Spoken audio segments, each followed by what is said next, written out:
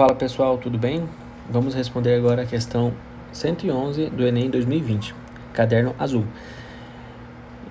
Pessoal, primeira coisa, essa questão aqui, ela está falando sobre o quê? Fenômenos ondulatórios. Em resumo, a questão está falando um pouquinho sobre a questão de um avião produzir um som agudo e uma tecnologia, de um fone de ouvido conseguir cancelar esse som externo, certo? E aí ele pergunta qual o fenômeno ondulatório que está responsável por isso. E aí a gente marca a resposta correta, que é o quê? Interferência, certo? Vamos explorar um pouquinho esses fenômenos ondulatórios, que cai bastante. É a habilidade 1 lá do Enem, ok? Todo ano cai questão sobre isso. Primeira coisa, absorção. A absorção, o próprio nome já diz. Uma onda, seja ela mecânica ou eletromagnética, ela vai ser convertida principalmente em calor, certo? Quando ela for absorvida por algum meio, certo? A energia de uma onda é convertida em outra, geralmente calor. Vamos lá, interferência. Nós temos uma interferência que a gente pode ser que é construtiva ou destrutiva.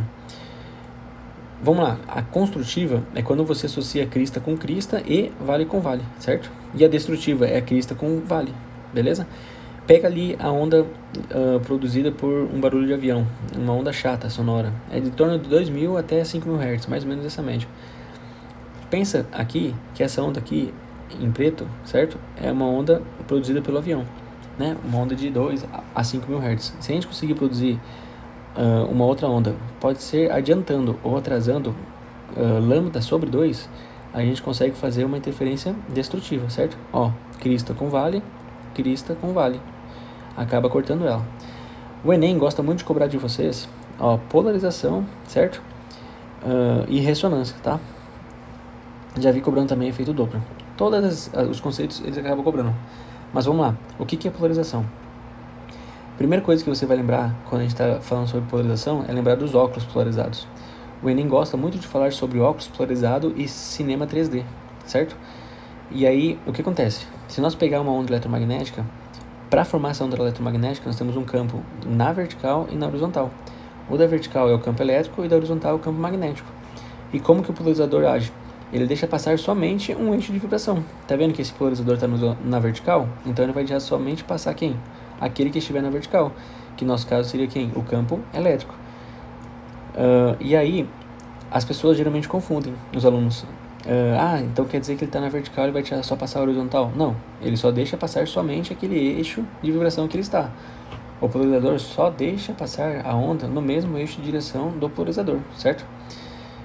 Se passou essa onda aqui por dentro, vai sobrar quem? O campo elétrico, beleza?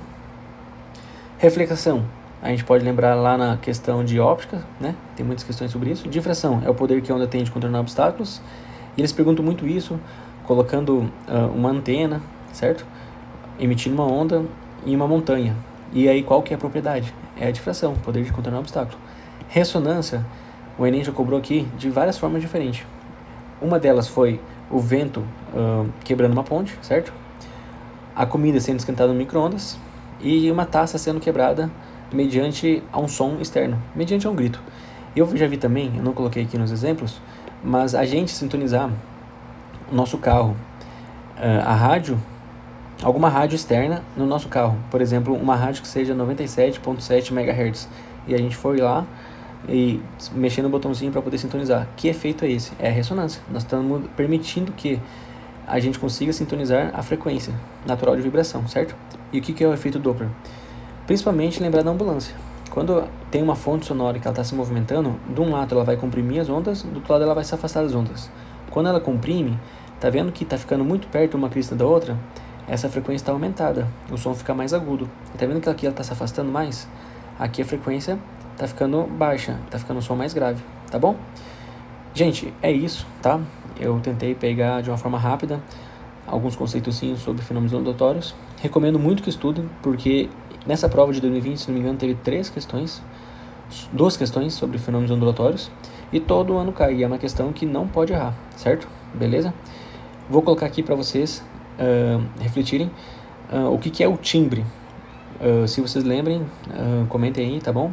E obrigado, até a próxima.